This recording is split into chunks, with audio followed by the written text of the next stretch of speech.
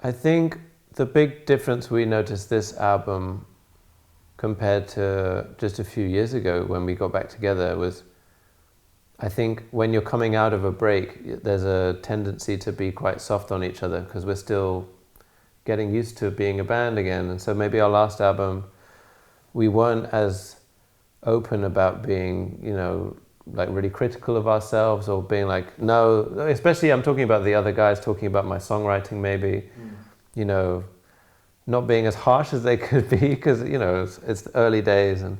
And so now we've got that out of the way. On this record, we're really just honest with each other.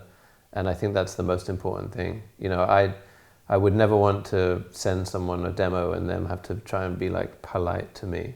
So they can be really brutal and just be like, oh, Jack, this is the worst song you've ever written in your life. And I'd be like, thanks, that's great. Let's move on and try again.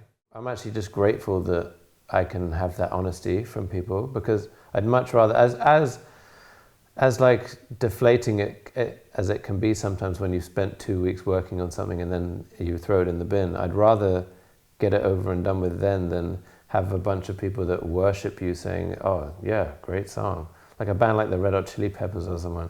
They just keep writing these terrible albums. I mean, no offense to any Red Hot Chili Peppers fans, but there's no one there to tell them that it's not as good as it could be.